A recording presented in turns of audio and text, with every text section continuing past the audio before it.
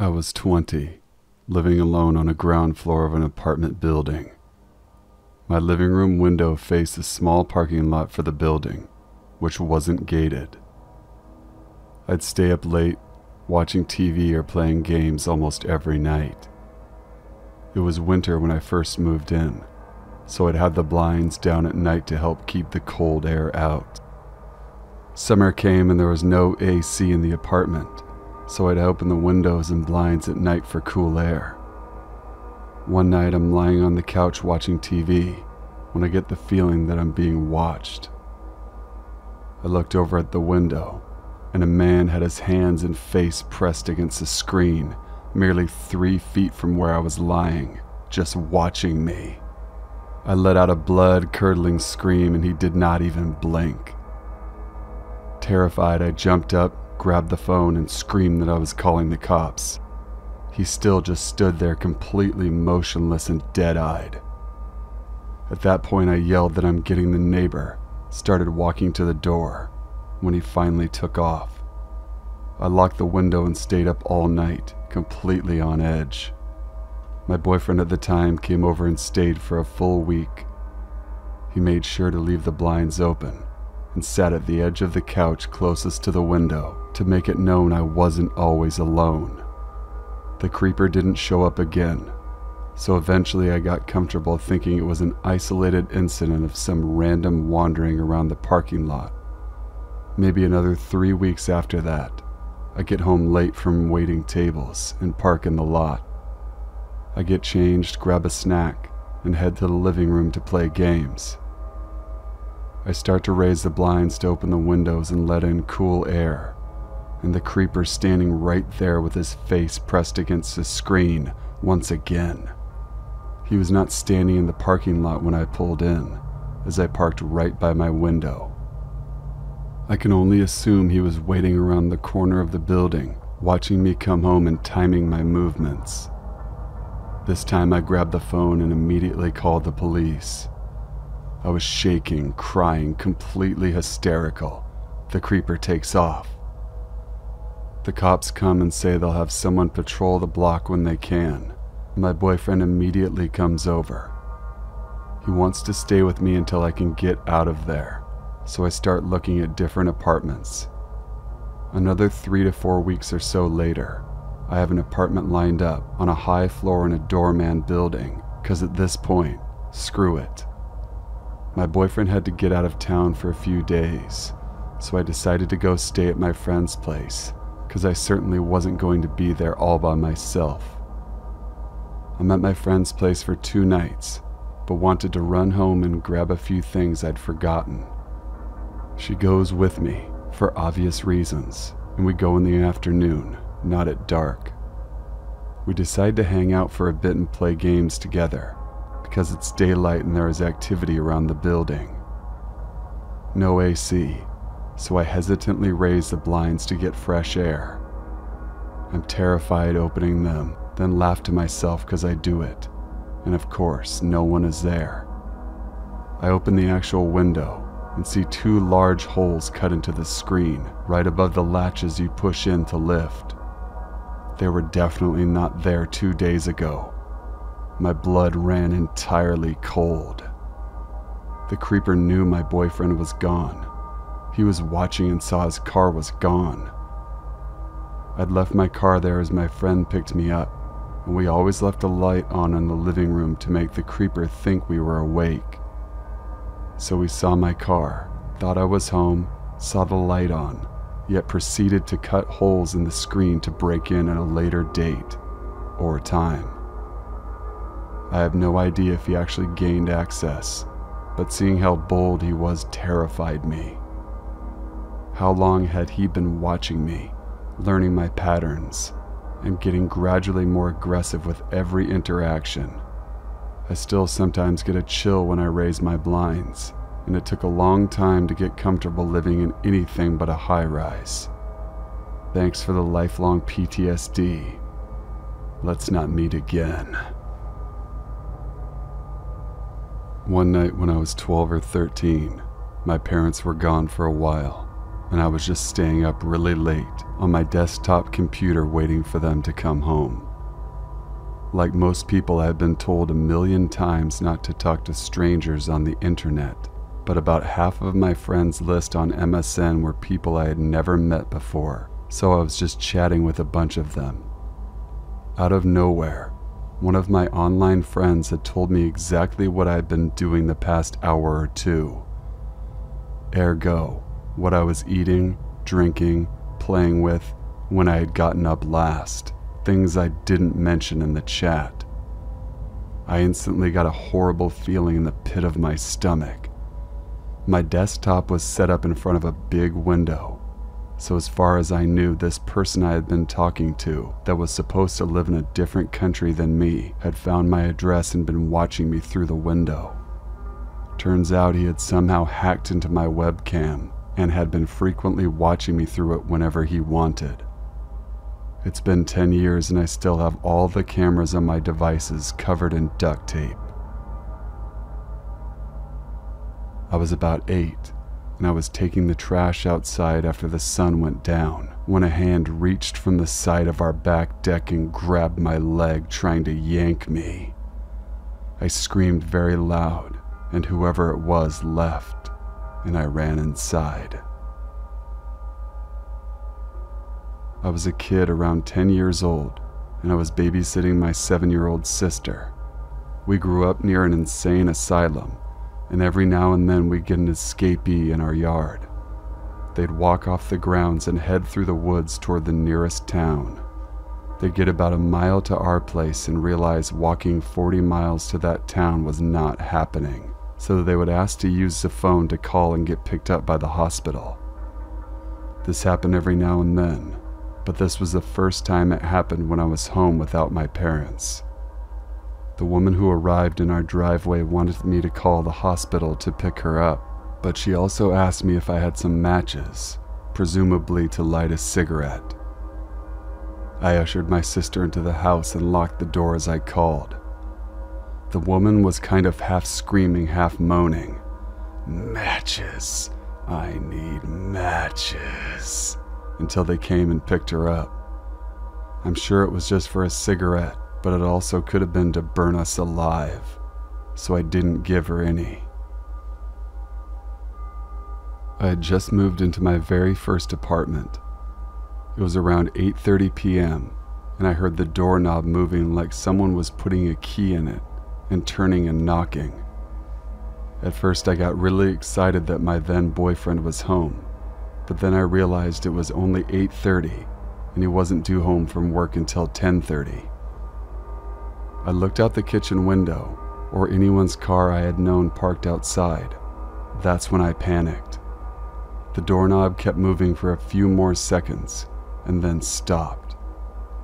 A few minutes later, they had some piece of metal they were sticking between the door, trying to open it. I freaked out at that point and locked myself in the bathroom with a knife and dialed 911. They tried to pry the door open for 3 minutes before they suddenly stopped. The police surveyed the area and found an elderly man roaming around with a knife and crowbar. He used to live in that apartment, and he wanted his stuff back that we stole when we moved in. I was told he was very delusional. I'm so thankful and glad I didn't answer the door once I realized it was no one I knew. To this day, my heart stops when someone knocks on my door. So this took place in my backyard when I was a kid. My mom had made a tree swing by putting a large log across 2 trees that were split at the top in Y shapes.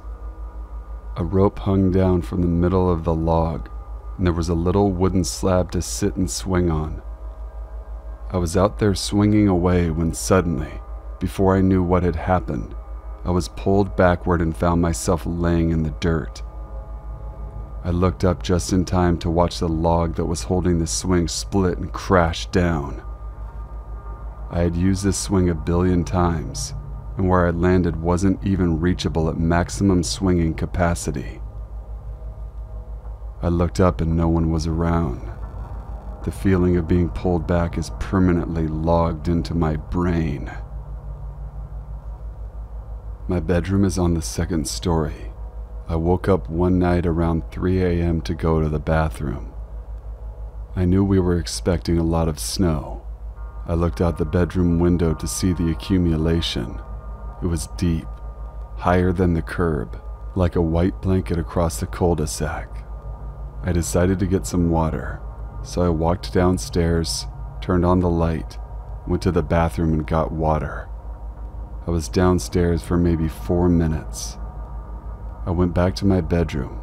All the lights were out again, and I looked at the snow one more time. Within those 4 minutes, there were now fresh footsteps leading from my house across the cul-de-sac and disappearing behind my neighbor's house. I lived out in the middle of nowhere, surrounded by woods, corn, and wheat fields. I was home alone one night and decided to step out on the porch for a smoke. I'm about halfway done. I take another drag, and when I blow out the smoke, it rolls around a face about a foot away from me. Needless to say, I tossed the cigarette and noped back inside and locked the doors. When I was about 13, I spent the night over at my cousin's house. We were home alone for the night and stayed up late playing video games. I remember he left the room to use the restroom. I must have been playing something good, because I was sitting on the edge of the bed up close to the TV. As I played by myself, I felt my cousins come back in the room from behind me, and he laid back down on the bed. It gave me a little bounce as if he jumped on. The bed squeaked. When I turned back to talk to him, he wasn't there. He was still in the restroom. I looked down on the bed where I thought I had felt him, and there was an imprint on the bed coming back up, like if someone had been there and was just coming off of it. A couple years ago, I was home alone. My husband was traveling out of state. I put on the news on the Samsung Smart TV in the living room, set the remote on the coffee table, and I went into the kitchen next room over to make dinner. After a few minutes, I noticed I didn't hear the sound of news anymore, and I thought maybe the signal went out or the TV timed out and shut itself off. I come back into the living room and the TV screen is showing a picture of a couch in a living room. My living room. It takes me a minute to realize the camera in my TV has been activated, and it's showing a live video of the room. The remotes were still on the table, so no chance the dog accidentally stepped on them and pushed buttons or anything. A few days later, news broke that Samsung Smart TVs had a hacking issue. Guess the real mystery is how often I was spied on before I put tape over the camera. It was January in Minnesota. There was about a foot of snow on the ground, and my parents were out at a bar, and my brother was at a friend's house but would come back later. I was in my living room watching TV, and I heard a small knocking coming from the basement. I walked down to investigate all over the basement and found nothing. Not thinking much of it, I walked back upstairs to the living room to continue watching.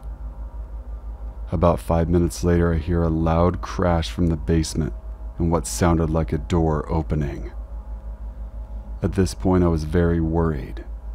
I started to make my way down the stairs terrified, and as I went down, I thought maybe my brother was home without me, knowing, so I called his name.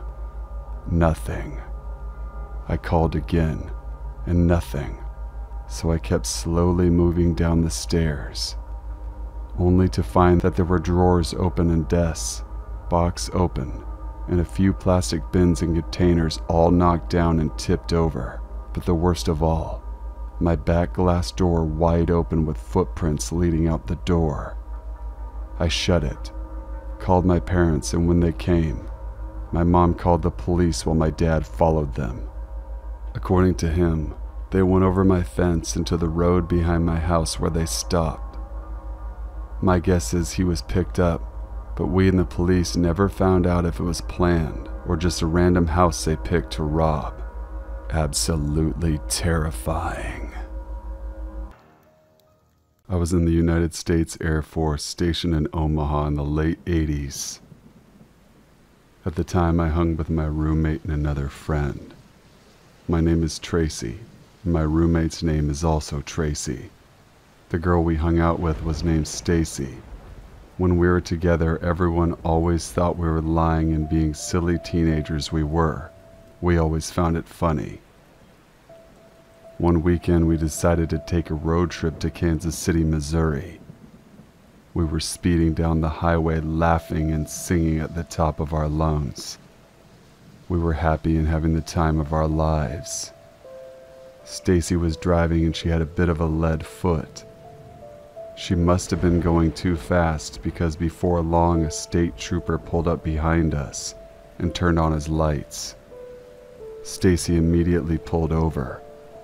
By the time the officer made it to her window, she already had her license and registration in hand and the window down. The officer looked at her and then looked at me and Tracy. He then said, "I want you to follow me. Don't try to run off or y'all will be going to jail." He then turned, walked back to his car and got in it. Needless to say, the three of us were puzzled and talking amongst ourselves, wondering why he just didn't take Stacy's ID and write her a ticket. The officer pulled out slowly and we dropped in behind him. We followed him down the road. He drove a few miles then exited the highway. He drove a little ways and turned onto a dirt road that was surrounded by stalks of corn. We all stopped talking as we became more alarmed. However, being young, scared, and since he was a police officer, we continued to follow him. The officer drove for some time down this dirt road and then pulled into an area that had a big beat-up old barn. As he stopped and we stopped behind him, a group of men with shotguns exited the barn. It wasn't until that point did we realize we were in mortal danger and panic set in. The officer walked back to our car and told Stacy to get out and follow him to his car. As she got out, she looked at me and Tracy, and there was sheer terror on her face. She followed him to his car and he motioned her to get in on the passenger side. She did. Tracy and I were crying, and as the armed men stood on the side of the car looking at us, we began quietly praying for God to protect the three of us. We prayed that Stacy wasn't going to be hurt, and somehow that would let us all leave. After some minutes, Stacy bolted out of the officer's car and ran back to the car, jumped into the driver's seat. She was crying hysterically. So of course Tracy and I began crying harder. The officer got out of his car and walked back to our car, this time to Tracy's window as she was in the front passenger seat. He asked, "Is it true y'all are in the Air Force?" To which Tracy replied, "Yes, sir." The officer calmly said, "Get out of here and go back to wherever you came from. I better not see you again." As soon as he finished, Stacy turned on the car, whipped it around, and sped back down the dirt road. She somehow navigated back to the highway. As she drove back toward the base, the silence was only broken by an occasional sob from one of us. Stacy drove for a while, and as soon as we crossed back over into Nebraska, she pulled over on the side of the highway. Then she began to sob heavily. Tracy and I hugged her and asked if she was hurt in any way. She quietly shook her head no, she wasn't hurt. After she calmed down enough, she told us what happened in the police car. After she got in the car, she offered the officer her ID and told him she was sorry for speeding. He took her information and then asked her, "What are you doing with those two N-words?" Stacy was white. She explained that we were on a road trip. He then told her that if she would do certain favors for him, he might let us go with a warning. At that, Stacy had a complete meltdown. I guess while he was waiting for her to calm down, he finally looked at her ID and saw that she also had given him her military ID. He asked her if we were all military, and between sobs she said we were. He asked where we were stationed and she told him outfit AFB. He then told her to go back to the car. As we sat there after Stacy told us what occurred, I think it all hit the three of us at the same time, that the only thing that saved us was that we were in the military and stationed nearby. We hugged each other and cried until we could cry no longer. We didn't report what happened. Again, we were teenagers and didn't think we would be believed over a law enforcement officer. We never talked about it after that day. That incident has haunted me for years, all of the what ifs. But as I have gotten older, what haunts me more is the thought that others may not have been as lucky as we were. This story takes place around 3 years ago. I live in a very small town in rural Appalachia, southeast Kentucky, that is home to a lot of folklore, primarily around an area of my town called Westwood. To give a little backstory on the area and why it's such a hot spot, the hillside that Westwood sits on was a field hospital in the later part of the Civil War, wherein Union and Confederate soldiers were treated in the same area. So, the area is ripe with stories to tell. I dated a girl in high school that lived in Westwood, and being that my town's size altogether is a little over a mile, I used to walk to her house quite often.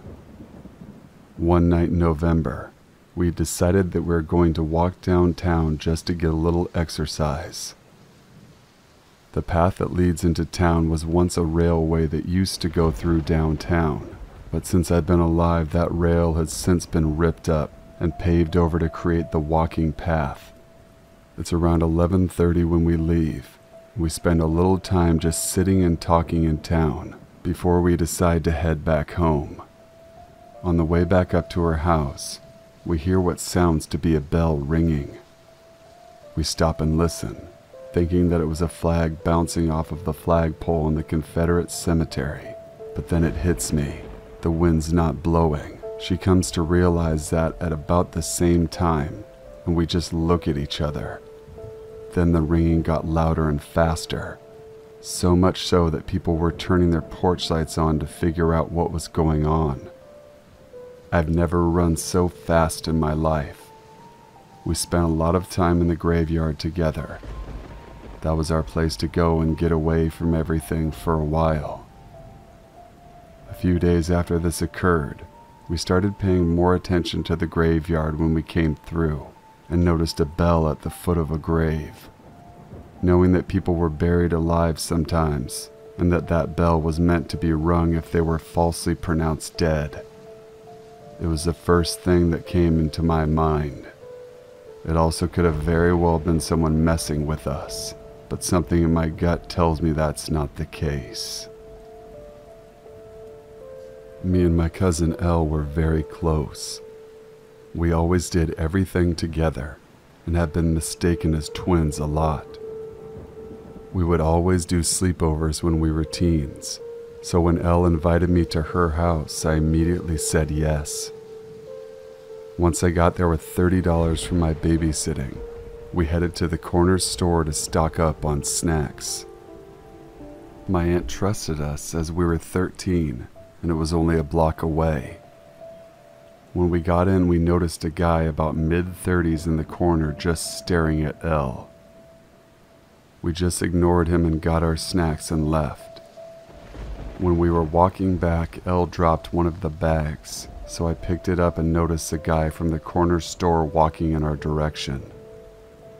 I thought it was weird, so I whispered it to Elle to not look back and just to walk to her house, which was across the street by this point. When we got there, we told my aunt and uncle, who were shocked, so they locked the doors and windows and put down the blinds. I opened the window because it was in the middle of a Michigan summer. Me and Elle watched Murder, She Wrote until I heard the faintest crunching of leaves in the front yard. I turned off the TV and told Elle to get her dad, who said it might have been a raccoon, but slept in the next room to us to be safe. At around 1 a.m., I woke up to Elle screaming and saw her being dragged out the open window by the guy we saw at the store. I yelled for my uncle, who came in and grabbed Elle and ran back outside chasing the guy. I grabbed Elle, ran upstairs and called the police, who then arrested the man. It turns out he had been stalking Elle for weeks, and he was planning on kidnapping her and had an entire collection of things he took from her and pictures he took of her without asking. I still lock all of my windows. When I was 10, I did scouts. My two best friends at the time, Jasmine and Ava, were in the same group as me. These scout activities were held every Tuesday from 6 p.m. to 8 p.m. Once we went on a field trip to an apple-picking farm. By the time we arrived, it was slowly getting dark. Thankfully, I had my flashlight. However, neither of my friends did. At one point, some of the kids started complaining that there were weird human-like bite marks on some of the apples. My friends were just talking to each other when I got the idea to see if there were any good apples on the trees. I went up to Ava and Jasmine and said, "Hey guys, I'm gonna go see if there are any good apples over there. I'll be back in a bit." I thought they heard me, but later it turns out that they didn't. I went up to the trees next to the woods, but all I saw were old rotten apples. That's when I heard footsteps behind me. I turned around, but no one was there, so I turned back around, and that's when I noticed a fresh bite mark in the apple that wasn't there before. That's when I heard Jasmine and Ava calling my name. I ran up to them and told them what happened. I even showed them the apple. We heard the motor of the tractor being turned on and looked back to see the other scouts getting on the ride. We ran as fast as we could, and while running we heard the sound of footsteps behind us, but we didn't look back. Once on the hayride, we all kind of looked back at the tree at the same time and noticed a tall, dark figure in the spot where we were standing just a minute earlier. I'd always been aware of the deep web. You hear the craziest, most messed up stories from people who have the balls to explore it. Websites that involve human experimentation, hiring a hitman, and even watching people through their own security cameras. It's fucked up, but honestly I'd be lying if I said I wasn't just slightly interested. Now, just to point out, there was no malicious intent behind my exploration of the deep web. I was just curious to see if it really was as bad as people said it was. The first thing I stumbled upon was a website extremely centered around death, which gave me a really uneasy feeling, so I didn't hang around that webpage very long. It takes quite a bit to freak me out, so it's safe to say I was a little surprised that I couldn't stomach the first website I clicked on. But hey, it's not supposed to all be unicorns and rainbows, right? Next, I clicked on a website that was dedicated to watching people through security cameras. Most of the screen showed empty living rooms and patios. Some of them oddly filled rooms, like rooms that were packed with stuffed animals, and others that were eerily decorated with Christmas lights and fake Santa Claus statues. Another screen showed a young woman doing yoga. That one had a lot of views. I didn't watch that one very long. Something inside me just felt ill and wrong. Like what I was doing was sickening. I shook my head, blinking away any more curiosity before I hovered my mouse over the tiny X to close the window. Right before I pressed the mouse, I saw a blue link under a black screen that said, "Proceed with caution." I bit down on my back teeth, yelling internally to leave the page. Don't click the link. It's not worth it. It could be murder. Would that make me an accomplice? What if it was someone skinning an animal or something like that? But then again, what if it wasn't? I don't know what the hell propelled me to move my mouse away from the window, hovering it over the link instead, but that's where I ended up. My curiosity always got the best of me, and no matter how twisted my stomach felt or how strong the feeling of dread was that lingered right over my head, I had to know. I really just had to know what the link led to, or I would go crazy until I finally figured it out. So I pressed my mouse down and watched the link turn purple, felt my mouth go dry, and watched as the screen slowly loaded. The page was just comprised of a large screen, like the security camera page, only it was just one. The room was concrete and dark. There must have been a night vision camera or something, because everything had a weird blue screen tinge, but you could tell there was little to no light. There was a dark liquid on the floor in a medium-sized puddle. I told myself it was gasoline. Don't ask me why. Movement in the far right of the screen caught my attention, and I immediately perked in my desk chair, inching my face closer to the screen of my laptop. It looked like an arm, like someone's forearm. They were standing there, not really moving, but subtly swaying, just enough to not look completely still. "Hey," I said, before shaking my head and slapping my mouth shut. Stupid. Then the person walked. They walked over towards the left of the screen. I felt my stomach knot up, felt my throat tingle and tighten, bile rising in the back of my throat. I knew my mouth was open, gaping, and my eyes were wide, face screwed up in an expression of pure disgust. It was a young woman. She looked like she couldn't be older than 25 or so. Long, dark, and dirty hair was in tangles, like she'd been pulling at it. Her leg was dragging, her other skinny leg doing most of the work as she limped weakly. Her head was down, looking at the floor, and the sound of her dragging her foot across the concrete echoed in the silent room. I didn't think it could get any worse. I was so wrong. Suddenly, the woman raised her head, and it looked like it weighed a ton on her tiny body. I hadn't noticed it before, only able to barely make out her side profile, but now it was clear as day. She looked around, eyes watering with tears, and black makeup streaming down her face.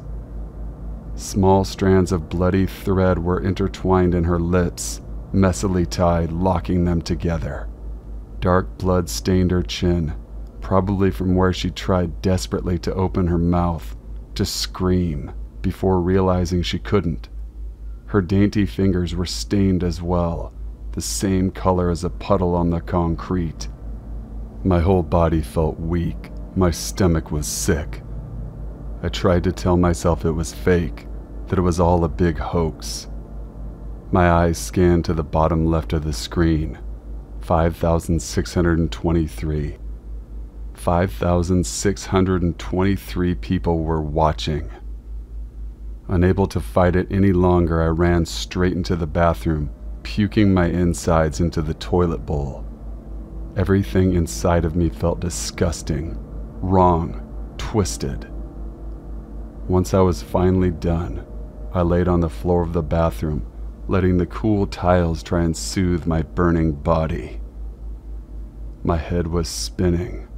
I kept repeating to myself over and over in my head that I shouldn't have clicked the link. I should have left. I should have closed the window and told my inner curiosity to screw itself. Instead, I was laying on the floor, the bathroom reeking of vomit, and my mind a complete mess over that hell I was supposed to do. Should I get the link and send it to the police? Should I call them now? My first instinct was to copy and paste the link just in case, then call the police and inform them of what was happening. Maybe they could trace the IP address or something. Maybe they would recognize the girl and know where to start looking. Maybe I could save her life. I'd feel very dumb if this was all fake just to get viewers, but I was about to gamble, not with what was at stake. I ignored the dizzy feeling flooding my head as I jumped up, grabbing the doorknob and twisting it a bit too harshly. When I flung the door open, my phone buzzed in my pocket, scaring the shit out of me. I stopped mid-panic and picked it up with shaky hands. I saw my girlfriend's name and immediately slid the phone to answer. My voice was a complete wreck, my eyes finding the screen where the girl shrunk down to the ground. The sound of her cries bouncing around the room, making my body feel rigid. I had nothing left to throw up, but I felt so sick. Madeline, you're not going to believe what I was just watching. What? Are you okay? Have you been crying? No, I'm not okay, I answered, averting my eyes from the screen. I know you said to stay away from the deep web, but are you kidding me? Her voice went from caring to mad in a split second. I told you to stay away from that place. You never listen to me. You never do. There's a girl, I said weakly. She's trapped in some basement or something. Her mouth is like sewn shut. There's blood all over her face and hands. There's blood all over her face and hands. I don't know what to do, Madeline. The woman's cries get louder, more desperate but muffled. I'm so sorry. Close it, clear your history, and never go back there again. I'm not kidding. But should I call? No. Her voice was stern now. You don't know if it's bullshit. It's probably staged to gain disgusting viewers, apparently like yourself. People do it all the time. That's why I said it would be best if you stayed away from there. You could get yourself into a lot of trouble. I didn't say anything, wordlessly walking over to the desk. My hands shook as I raised my mouse to the small X once more. My eyes watched the number of viewers slowly tick higher and higher before I closed the window. I felt even worse than before. Okay. We can file a report tomorrow, just in case. But for now, go to sleep and stay away. I can't believe you were even there in the first place. I didn't have the energy to argue with her. Guilt plagued my whole body, drowning me. It was all I could feel. I told her good night, that I was sorry and that I loved her before I hung up and made my way to the couch to sleep, or try to sleep. It didn't feel right even being in my bedroom, or being anywhere near my computer, not while this girl was trapped, unable to scream for help, unable to speak at all. I know it could be fake, but was that really a risk I was willing to take? I looked up some Google searches over what was fake on the deep web, and read multiple stories about staged webcam videos, which made me feel a little bit better. It didn't make the sick, guilty feeling go away, though. It's safe to say that I didn't get much sleep. Every time I closed my eyes or even began to drift off, I would see the woman's face. The thread laced into her lips, the blood staining her mouth, her fingers, the floor. I continued to grow more and more anxious and uneasy, deciding that maybe getting out of the house, heading over to the local CVS and picking up some melatonin might help. I threw my blanket off, slid on my shoes, and grabbed my keys and wallet from the nightstand. The cool air felt amazing and did wonders to calm the whirlwind of thoughts in my head. I went to check the time, realizing I'd left my phone at home. Not a huge deal. The store was only a few minutes away. I ended up buying melatonin and a stronger sleeping pill, just in case those didn't work. I also got a pack of bottled water to help rehydrate after I vomited up all the contents in my stomach earlier. By the time I got home, I felt much, much better, which lasted about 3 seconds before I noticed that my front door was wide open. Now, I may have been in a state of shock and panic, but I never, ever leave my front door open or even unlocked. My heart immediately began to race. I got out of my car, closing the door quietly and unlocking my trunk, grabbing the crowbar that I keep in there. "Who's there?" I yelled into my house, waiting for any noise. "Who is in there?" My own voice was shaking and weak. It was met with complete silence. Keeping the crowbar up and ready to strike, I walked to the couch and felt for my phone as soon as I found it. I hit the emergency button and waited until I got a hold of a 911 operator, letting her know that I think my house was just broken into. She told me the police would be on their way. After checking around the house for anything odd, I decided to give my girlfriend a call, letting her know what happened. The phone rang, and then rang some more. After getting her voicemail, I hung up, knowing she'd probably be asleep this late at night. I waited about 20 or so minutes for the police to show up and walked around with them like a scared puppy as they checked each room. They ended up just having me fill out a report, telling me they'll keep patrol cars in the area just in case anyone else gets hit. As they were leaving, I checked to see if Madeline had called back yet, but there wasn't any missed calls. I, however, did notice several outgoing calls to her cell phone. Outgoing call to Madeline, 3:12 a.m. Outgoing call, 3:14, 3:17, 3:20, and then another at 3:56 a.m., which was around the time I'd gotten home. My mind went into an automatic panic, knowing for a fact that I did not make those calls. I quickly checked my texts, reading one I apparently sent at 3:23 a.m. "Hey, can't sleep. Gonna come over. Mind leaving the back door unlocked so I can get in?" I didn't send that message. My stomach dropped.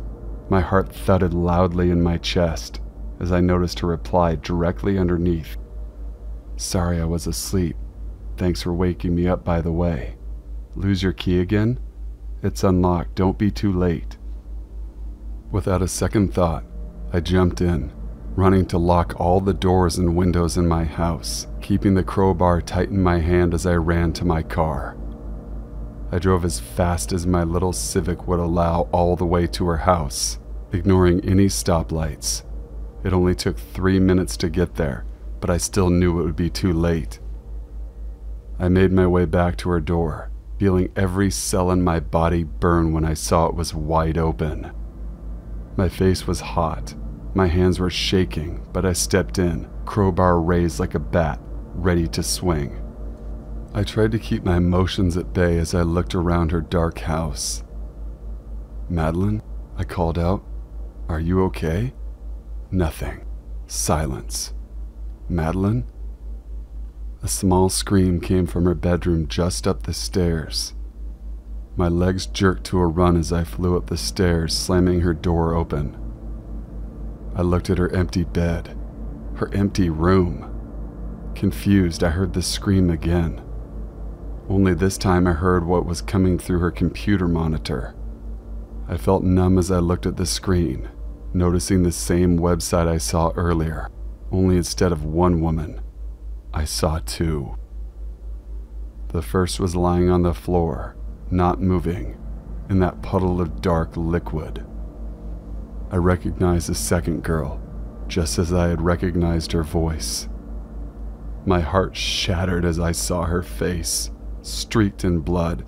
The same threading was sewn into her eyelids, locking them shut.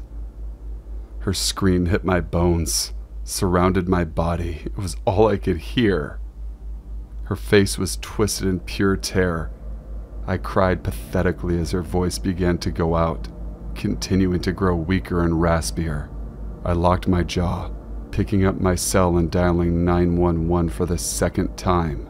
Only this time it barely rang once before the deep, gravelly voice of another man answered. "You should not have called." Chills shot down my body, and I heard the phone thud as it hit the carpeted floor. My breath hitched in my throat as I bent to pick it up, hanging up the call and racing down the stairs. How did he do that? How did he redirect my call away from the police? I felt my heart race as I darted out of her back door, in a frenzy as I sprinted to the closest house. I pounded the door, screaming at the top of my lungs until the neighbor opened it, her face tired, confused, and scared. She let me in, and I explained through frantic tears what happened. I'm typing this on my phone as we both try to get a hold of the cops, but neither of our calls are going through, and neither is her landline. I think someone is messing with our cellular signal, and they may have cut her line, but we're going to keep trying. I'm scared for me, I'm scared for my girlfriend, and I'm scared for my neighbor. I don't know what's going to happen to me. If you don't hear from me again, please take this advice and this experience to heart. Stay away from the deep web. For fuck's sake, please, please stay away from the deep web. I was a lifeguard at a lake when I was in high school. Our town was very small, and the lake is where all of the fun was had in the spring and summer. The town was in Southern California, and the weather was always sweltering during the summers. The lake was large, and there was always multiple guards on duty to survey and carefully watch over the enormous body of water. This event occurred the summer after I graduated from high school. I started my shift at 11 a.m. that day, and the lake was calm. No ripples in the water, seemed very stagnant to be honest. No wind, the trees that surrounded us were eerily silent. No birds chirping either that day. I made my first walk up and down the beach. At this early hour in the day, the beach was already starting to fill up, and I mean quickly. Everyone was trying to claim their spots before the heat of the day hit. I noticed something very strange off in the distance. There was a man lying in blue jeans and a large winter jacket. He was close to where the woods began near a section of beach. Although the lake was very large in size, much of the area was surrounded by small clusters of tree line. The man seemed to be positioned near two young girls building a sand castle. I used my binoculars to get a better look at things. The man seemed to be edging closer and closer to them minute by minute. I used my walkie-talkie to check in with another guard that was fairly close by. My coworker was able to have our supervisor cover his section of the beach so he could assist me. My last glance through my binoculars proved utterly horrifying as my eyes focused on the man in the distance. He crept up and snatched one of the little girls. I immediately blew my whistle and yelled, "Stop that man! He's trying to kidnap a child!" Multiple people looked at me in horror, and my partner and I were running as fast as humanly possible to save this young girl and make sure her sister wasn't taken next.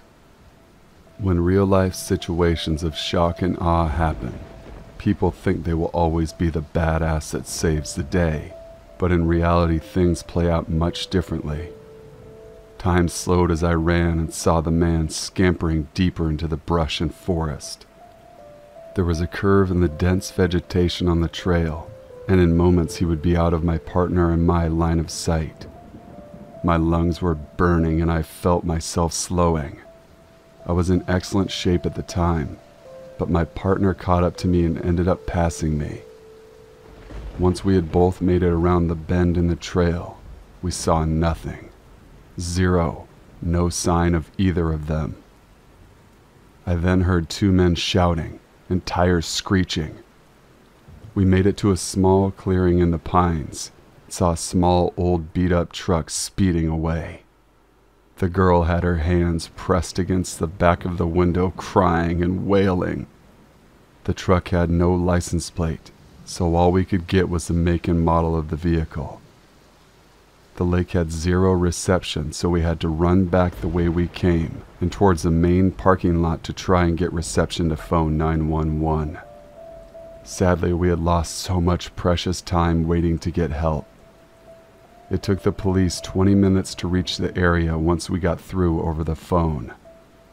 The girl was dismembered and her body parts were found years later, strewn about the forested area, 10 miles from where she was taken that day. Please never leave your child alone. The ultimate price was paid that day. My youth group and I took a trip to a lake house one Sunday, August 24th, 2014, after church on Lake Bruin, Louisiana. When we got to the lake, we all jumped in, as that summer day it was almost 103 degrees. We swam and swam as the adults were getting lunch ready. Thankfully, we were getting out of the water when the current passed through the water. Out of the 16 youth that were in the water minutes ago, 4 of us were still waiting to get out. I remember being in between the pontoons of a boat waiting on my turn to get out.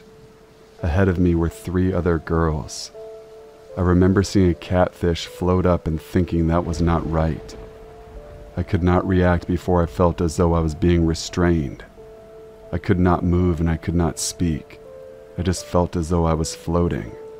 I think I lost consciousness, because the next thing I remember was being on the dock looking at 2 of the girls that had been in the water. Neither of them had pulses and neither of them was breathing. One of the chaperones was a retired nurse and she began CPR. Our youth pastor followed suit with the other girl. I remember the ambulances coming and taking the girls. One was a 13-year-old girl who had been airlifted to Jackson, Mississippi.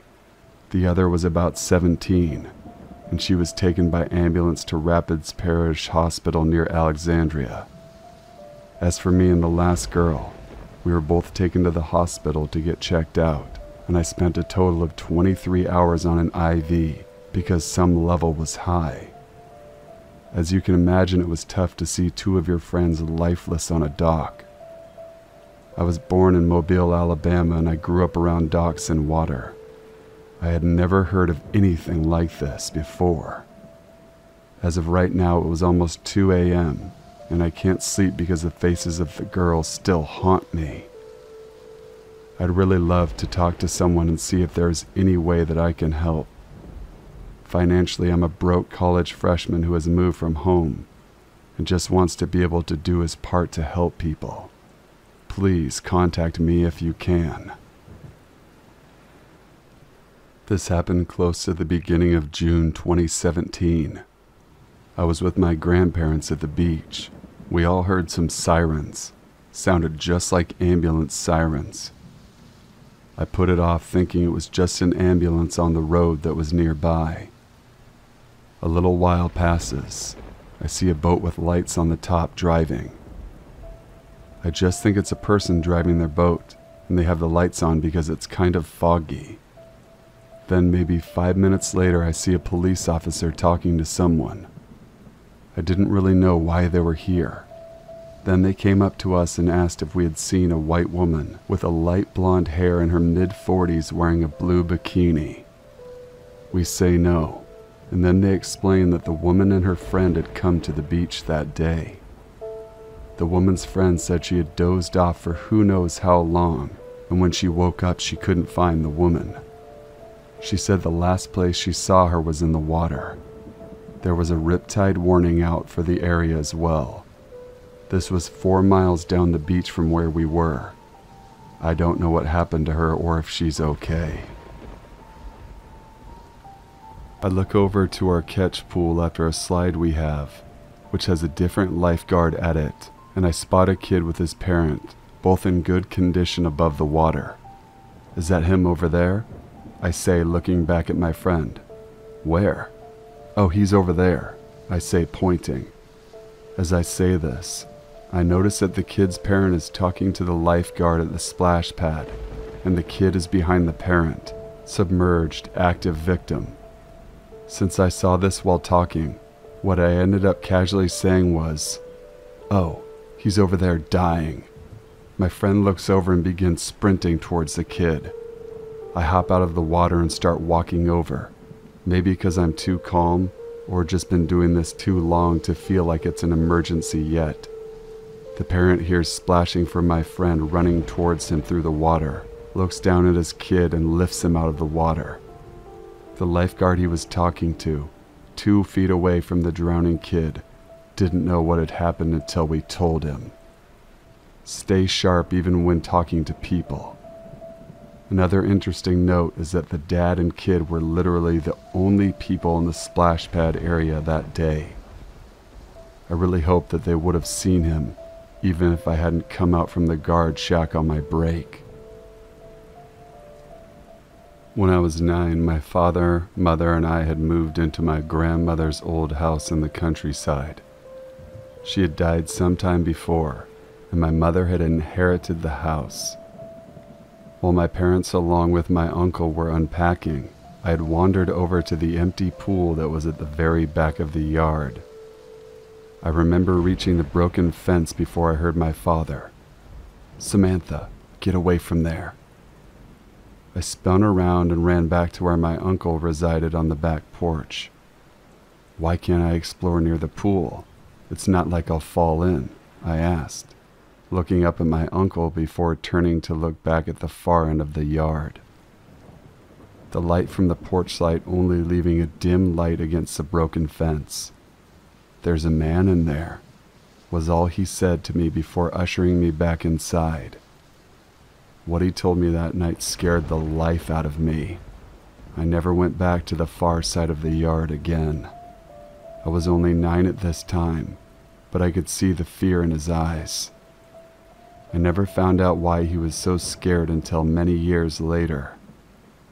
My bedroom window overlooked the backyard, so every time I passed my window, I saw the dark pit that was a pool. One night I took a chance and looked out the window, looking at the pool and the broken fence. I squinted, being too dark to see anything, so I grabbed my torch and opened the window, shining it on the pool. I'll never forget what I saw that day. There was blood starting at the broken fence, and a trail leading up to the shed that was just beside the porch. I screamed and dropped my torch, slamming the window shut and throwing myself on the bed. My parents came running in, Dad with a baseball bat and my mom holding a magazine of sorts, demanding what happened. "There's blood going to the fence from the pool," I cried, getting up and grabbing my father's arm and pulling him to the window, picking up my torch and shining it where I had been before. The same blood trail being lit up under the bright light of the torch. My father promised he would go investigate in the morning. When I woke up the next day, my father had told me that he went and looked at the blood trail, and judging from the size of the trail and where it led to, he told me it was probably an animal that had hurt itself on the broken fence, and reminded me what my uncle had told me, to not go near the fence on the far side of the yard. That was the first of many strange things happening in that yard. A week or so after the blood trail, I woke up to find that there was a bird impaled on a spike on top of the fence. My father wasn't home, but as I ventured outside to see where my mother was, I saw her pushing the dead animal off the spike before sweeping it into the empty pool with her broom. "Mom," I called out. Her head snapped around to look at me, her body language showing she was angered by being watched.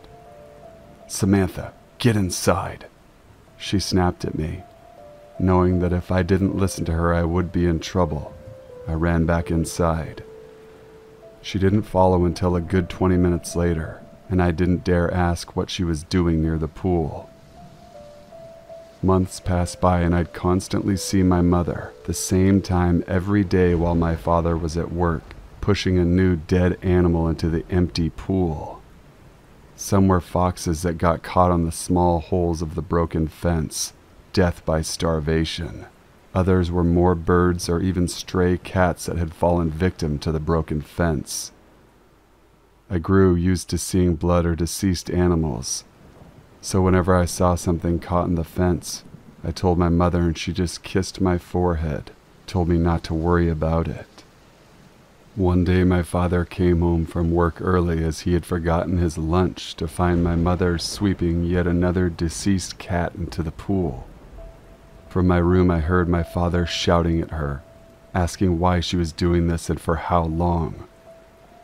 I never heard my mother reply, but instead, I heard my father come back inside with the slam of the back door. Then a few moments later, the sweeping continued. I'm 19 now. My parents got divorced quite a while ago for many reasons. My father had moved out to live in a town over, around an hour or so from my mother's house. I saw him quite often and I spoke to him every night on the phone. My mother's health had deteriorated over the years. She had rheumatoid arthritis, causing it hard for her to move around without help. You see, after my father left my mother and I, she stopped sweeping dead things into the pool, as her joints became weak as she refused to see a doctor or accept treatment. She would just sit on the back porch and stare off into the distance, only coming inside to make meals, and when it became dark. One night my uncle had taken my mother away for the weekend to see a doctor, and I was left all alone in the house. I was on Skype with my boyfriend who lived in the city when I heard a large creaking sound coming from my window.